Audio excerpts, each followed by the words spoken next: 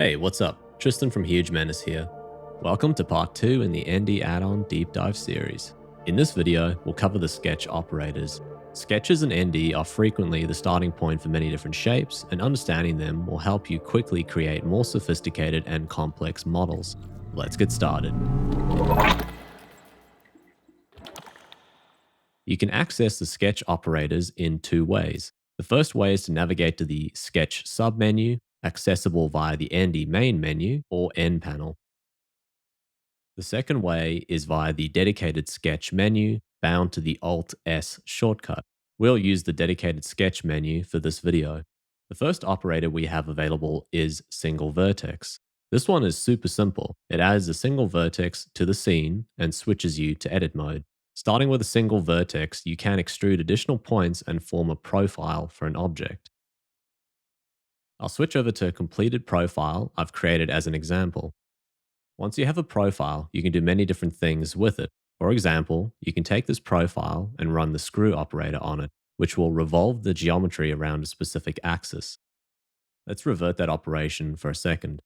This time around, let's run a profile extrude on it. As you can see, we get a very different shape. You could add some thickness to this by following up with the solidify operator. We'll cover these additional operators in more detail later in the series. Combining different operations can result in diverse shapes. This process, among a few other fundamental processes, form the basis of non-destructive modeling with ND. Okay, let's move on. The next sketch operator is make manifold. The purpose of make manifold is to close non-manifold profiles. Manifold means that the resulting mesh has no holes. In other words, it is watertight. It does this by joining the first and last vertices with an edge and filling in the resulting face. After that is clear Vertex Group. To demonstrate this, I'll first execute a vertex bevel, which we'll cover later in the series. The sole purpose of clear vertex group is to remove a single or set of vertices from the vertex groups to which they belong, partially undoing a vertex bevel's effect. Remember that you can always select any vertices affected by a vertex bevel, and then control-click on the vertex bevel operator to remove the modifier and all associated vertex groups entirely. Next is view align. This operator will orient the scene camera to look directly at a specific vertex, edge, face, or set of three vertices on both destructive and non-destructive geometry. As a side note, the reason for three vertices is that you can always form a plane in 3D space with three vertices, assuming two or more vertices aren't at the same position or all three are collinear. In this example, let's examine the shape created from an extruded plane followed by a Boolean cut. You'll have a hard time if you attempt to align the camera to one of the faces that are not aligned with the planes formed by the X, Y, or Z axes, mainly since this is a non-destructive object for which jumping into edit mode doesn't allow the selection of the face we're targeting. Let's select the object and choose View Align to achieve our goal. With this operator active, we can switch between vertex, edge, or face mode by hitting the S key or 1, 2, and 3 keys, respectively. If other objects in the scene are obscuring your target object, turning on exclusive view will draw the geometry of your selected object in front of everything else, making it easier to select from. Once you're happy with your selection, press the space key to confirm the operation. If you're wondering why you need to hit the space key on this operator when the standard is usually to left click, it's because you need to be able to left click to select geometry. Several things happen as a result. First, the scene camera now faces the selected geometry. Second, the 3D cursor is placed in the center of the selected geometry. Third, a custom transform orientation is created. From here, you could do many things. For example, let's add a plane and size it appropriately. As you can see, it's perfectly aligned with the geometry we selected previously. The rest is up to you. View Align has one alternative mode. If you select an object with a few key modifiers applied, such as bevels and subdivision, and choose View Align, ND will remove those modifiers while making your selection. This behavior is generally preferable by default, as the modifiers mentioned often add unnecessary geometry to the selection set. However, when you want to select from all of the potential geometry, you can hold down the Shift key when selecting View Align. In this mode, ND will leave your original object's modifiers untouched.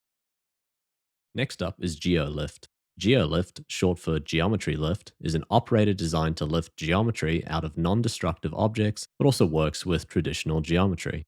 Start by selecting an object and then choose Geo Lift. From here, your options are identical to View Align. Let's select a string of faces to lift out and hit the space key. As a result, you'll now have a copy of the geometry from your selection. This process creates a destructive copy of the selected geometry while keeping your original geometry intact. As with View Align, GeoLift also has an alternative mode to leave all original selectable geometry intact, which you can engage with the Shift key. The next operator, Panel, is similar to GeoLift, but with a few additional steps. Let's select an object and choose the Panel operator. The first step should look familiar. We'll start by selecting a set of faces. Unlike GeoLift and ViewAlign, however, Panel only allows a selection of faces, not vertices or edges. Once you have made your selection, hit the space key. You'll begin step 2 of this operation, specifying how much you want to inset the selected face or set of faces. By default, faces will form a chain along joint edges within the resulting mesh. If you instead want to separate each face, you can enable the individual faces option. Let's stick to the defaults for this. Once you're happy, hit space again to begin step 3. In this last step, ND will run the solidify operation on your newly created mesh. Not surprisingly, this results in a type of panel. Like GeoLift, the panel operator creates destructive geometry, so keep that in mind. I typically use it towards the end of the modeling process to quickly add surface details. Next on the list is Circularize. This operator is quite simple, but incredibly useful. To use it, you start by creating a plane. With the plane selected, choose Circularize. This transforms the plane into an octagon with a default segment count of 2. You can increase the segment count to increase the resolution, resulting in a more circular overall shape. If we combine this with Solidify, we get a non-destructive cylinder whose number of sides you can change at any time. The next option is an advanced version of Circularize called Recon Poly. However, I recommend you stick to using Circularize if you're after a simple, non-destructive circle or cylinder. Recon Poly introduces a stack of modifiers required to support its feature set, and in some circumstances this may be overkill for what you're after. For Recon Poly, ensure no objects are selected, then start the operator. Recon Poly will place the new object at the 3D cursor. You can start by setting the radius. The radius is the measurement from the center of the shape to its extents. Then, follow that up with the number of segments. The next option, Inner Radius, allows you to create a hole in the object's center. One thing to note is that when specifying an inner radius, the radius parameter switches to a width parameter. The width specifies the distance from the inner edge to the outer edge. If you bring the inner radius down to 0, the width parameter returns to represent the radius. Natural rotation ensures the rightmost edge of the shape is perpendicular to the x-axis. This option is handy when aligning the shape with another edge parallel to the x-axis. It's a discrete option, but you'll be glad it's there when needed. Of course, you can always rotate a Recon Poly after you've completed it for more fine-grained control. The last option is Extents, which has 2 options, inscribed and circumscribed. Extents define where the vertices or edges of the resulting polygon lie on the implicit circle created by the radius parameter. An inscribed polygon will have each point or vertex touch the circle, while a circumscribed polygon will have each edge form a tangent on the circle. Finally, the last operator in this list is Screwhead. This operator reads from an external blend file which has many standard screwheads defined. You can add a screwhead in by ensuring the 3D cursor is where you want it and selecting the operator. The first parameter is the type. You can then follow this by setting the scale. And finally, an offset. If you're looking for more options or would like to add your very own options into the mix, you can set a custom path to a blend file containing the screw heads you'd like to draw from. You can set this custom path in the add-on preferences under the General tab. Suppose you're looking for the blend file ND leverages to use as a reference. In that case, you can find it in the ND add-ons asset directory on your file system, in the plugins directory Blender Managers.